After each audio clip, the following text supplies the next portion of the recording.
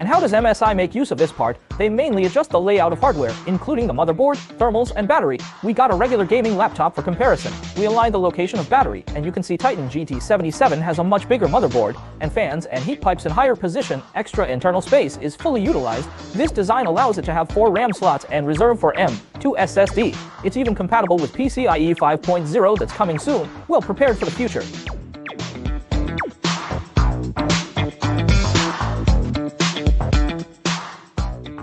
The hard disk is a PM9A1. Benchmark is shown in the chart. Below the hard disk is the silicone grease thermal paste that can prevent overheating. The RAM is covered by a shielding, and there are 4 slots. If you are willing to spend money for it, you can easily have a 128 GB capacity. It has 2 DAR 5480 ohms at default. Benchmark is shown in the chart.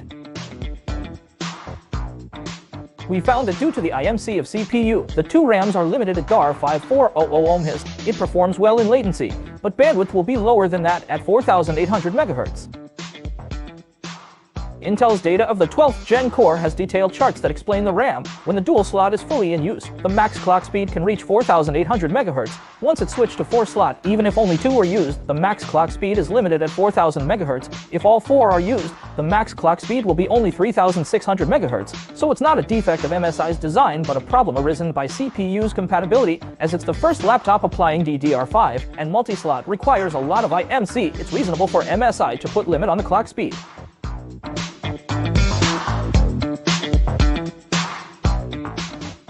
Compared with Ultrabooks, Titan GT77 is more like an arsenal. It has great internal scalability and great exterior scalability as well, able to meet heavy works needs, hefty flagship as it is. What's the most exciting is thermals.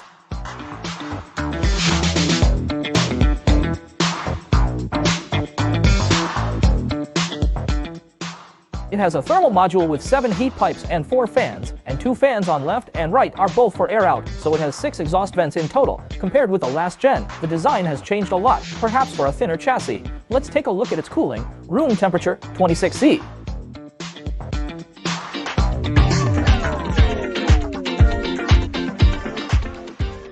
And stress FPU test, i9-12900HX ran to 183W for a few seconds and slid down because of the 96C thermal throttling. 30 minutes later, it stabilized at 1 to 5W, 90C P-core, 3.7 GHz, E-core, 2.9 GHz. As for the GPU, RTX 3080 Ti kept at 175W in Firmark stress test, 78.5C. 1717 MHz in dual stress test, GT77 achieved 75W and 175W power consumption, while keeping CPU and GPU below 80C. If hypercooling is on, CPU and GPU will be cooled further.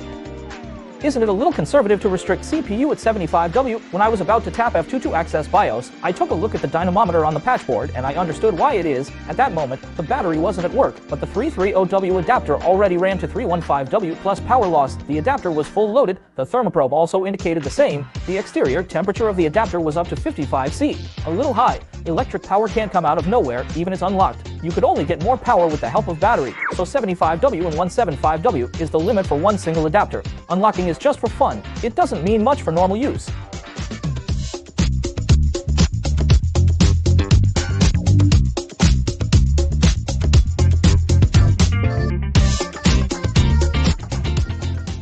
As we said in the beginning, we got a competitor for this laptop, Portable ITX. Since we're going to compare a laptop with a desktop, we gotta be clear that on the one hand, we can't show mercy to the laptop, on the other, we can't take a large guy to bully it. These two should be both small-sized and face challenge in cooling, then we could make the comparison fair. So we selected one that has an appropriate price and it is small-sized as well, Cooler Inner 200.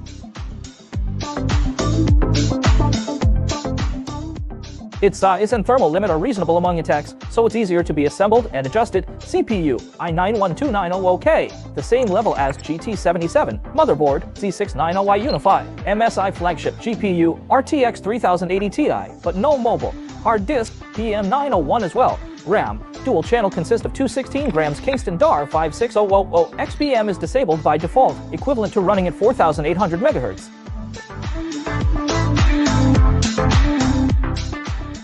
Most high-performance hardware has the same problem, cooling. To be fair, we applied air cooling for it as well. We chose Thermalright PA 120. The assembly is quite simple. We met few problems. The only problem is the SSD thermal pad is too high, so it has conflicts with the thermal modules. We had to put the SSD in the lowest layer and give up the upper bulging part, and the space is so limited that brings trouble for cable arrangement, especially when it comes without custom cables. It's really hard to arrange these many original cables. CPU and the power supply cables clash with the second fan. Oh well, I give up. Why not just remove one fan away? Anyway, I think ITX is large enough to easily beat the laptop.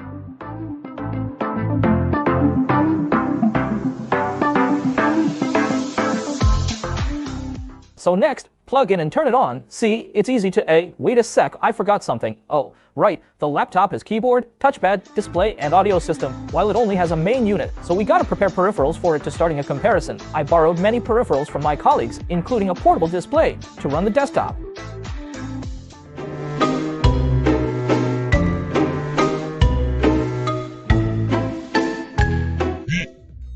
To be honest, a desktop needs a lot of peripherals to be a complete set. Really heavy and troublesome. The laptop has a natural advantage in portability. Even such a hefty guy can still fit into bags. For most people, the desktop's just a computer fixed at home or in office. Small unit is made for less area occupation, for lifestyle. Instead, for portability, even such a small size doesn't mean it's portable. You see, the weight of itself and the weight of all those peripherals. You get it, right? I will truly admire you if you carry all those things around.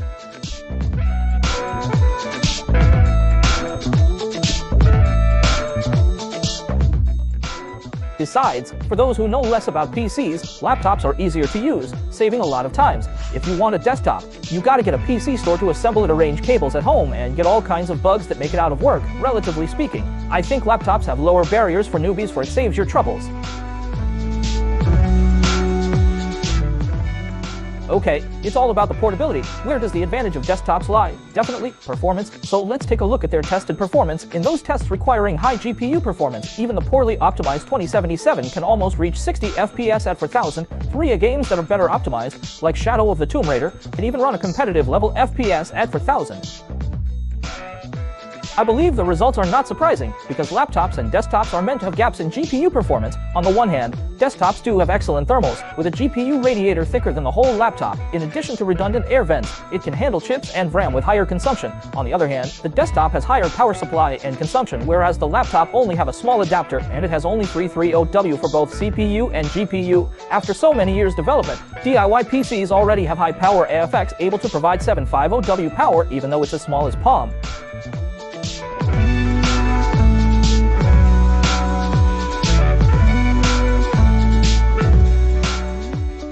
Besides, despite that they both have RTX 3080 Ti, the desktop features bigger GA 102 and GT6X, while the laptop faces the limit of power and thermals. Even though GA 103 has more CUDA cores, it only equals to RTX 3070 for desktops. That's how they work. Its natural bottleneck impossible to overcome no matter how the laptop has tried. Just expect NVIDIA next-gen GPU to apply TSMC process, higher efficiency, then perhaps laptops and desktops can compete fairly. As for the CPU, we have analyzed it above. i9-12900HX and i9-12900K are basically the same, so I believe the desktop will still be advantageous even if the CPU is to be put into a small box. After all, the radiator fins are big and thick, and those of the laptop are delicate in comparison. But the year 20 test didn't show higher score. According to the monitor, the clock speed was so low. What? 100C? Is it possible for a desktop? Maybe Shanghai is too hot these days. The room temperature can't be cooled down even when the AC is on. Under this condition, a single fan plus a big tower-type radiator has no way to satisfy the 16-core i9-12900K.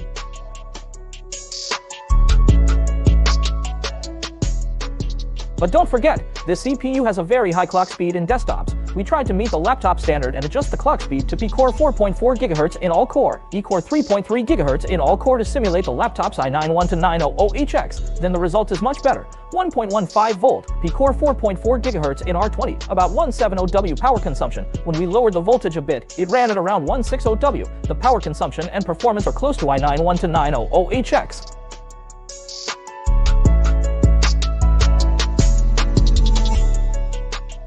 So now GT77 is under pressure, as they are both at the same clock speed. Can it run to 4.4 GHz? According to previous R20 tests, it obviously can't do it by default, but I know a method to let it fire on full power without disassembly: liquid metal coolant or replacing the thermal paste. Laptop's cooling relies heavily on room temperature, so it certainly can't work out at 30 degrees in the daytime. But when it came to night, the temperature was lower, and the AC was turned down to around 23 C, and we lifted the laptop to facilitate ventilation as much as possible. With the help of AC and ventilation, we did the test again.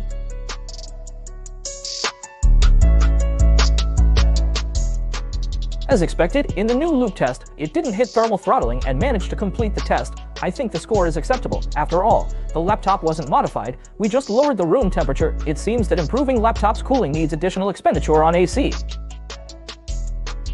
As such, if the room temperature continues to be lowered, the clock speed can be improved further. Note that this CPU supports overclock. The adapter's max power only limits dual stress test. One CPU is pretty flexible without so much limitation. So we accessed BIOS, tapping Alt plus F2 plus Control plus Shift, found overclocking lock, and turn it off. Now frequency multiplication and voltage can be adjusted in X2. Let's try 4.5 GHz first. It should be okay at such a low room temperature, right?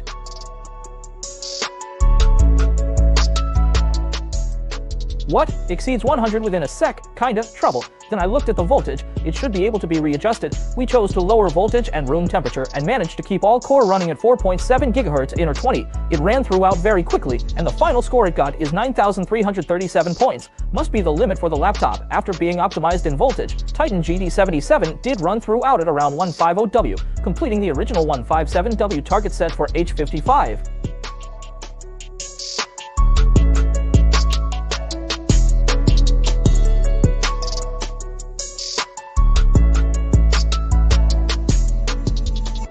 All the scores were obtained at lower temperature, so they are not highly referential. The actual cooling should be tested at standard room temperature.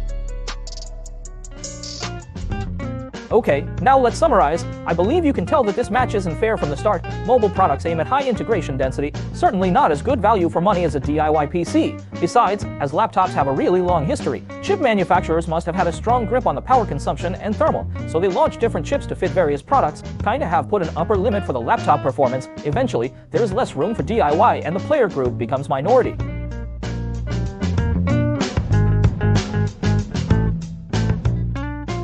We made so much effort to adjust the voltage and reduce room temperature, but the improvement is tiny. Spending too much time on it is not that meaningful for improving efficiency. But the desktops care more about flexibility. Products are flexibly designed according to your needs and usage, and it has higher performance limit, allowing fast running of high-performance hardware even in a small unit. Also, the DIY unit has larger inner space and bigger fans than laptops, able to provide strong inlet air at lower rotational speeds even when it's full loaded. It won't be noisy, which is hard for a high-performance laptop to achieve.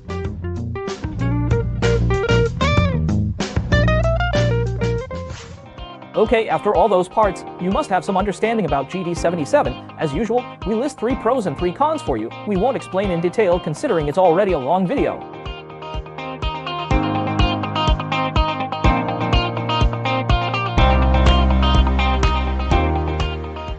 After testing this year's flagship laptop, I have many thoughts now. In terms of performance, it's definitely the strongest among gaming laptops. Stress test, CPU 1 to 5W, dual stress test, 250W super high power, making full use of the single adapter. In terms of scalability, it has the most RAM slots and hard disks this year, the strongest in both exterior and internal scalability. It's no exaggeration to say that no regular ITX motherboard has such high scalability. In terms of screen, it has a 4120Hz gaming screen with the highest specs, high brightness, wide color gamut. It reached every aspect except color correction. It's close to perfect for me. In fact, my expectation for it is just as high as yours, but from the perspective of practicability, this laptop eventually only attracts minority users, or say, laptop enthusiasts. It does have a powerful CPU, but the high benchmark scores are achieved at great expense in terms of size, noise, and exterior temperature as well. It has large memory, but capacity and clock speed can't be gained simultaneously. The GPU does have strong performance, but if you do have an ultimate pursuit of the speed and capacity, laptops still face limit of power consumption and a gap with the absolute performance of desktops nowadays. So I expect a polarization of the development of PC. For desktops featuring high performance, the stronger the performance is, the better. But for laptops, the chip power efficiency and balance with scalability, noise, temperature are more important. Hefty laptops with high specs and high price look so amazing. but the application is really limited. If I'm asked, I'll recommend it to content creators who need performance and scalability and sometimes work in short-distance mobile scenes, or to rich game players who like max-out specs to enjoy supreme performance. Okay, that's all for today's video. If you like it, please hit like and subscribe to our channel. If you want to interact with me every day, please follow us on WeChat official account. I will talk about a laptop there every day. This laptop may be a good deal or not, but all we want is to provide info and guidance. This is BIBA Laptops. I'm Julian. See you next time. Bye.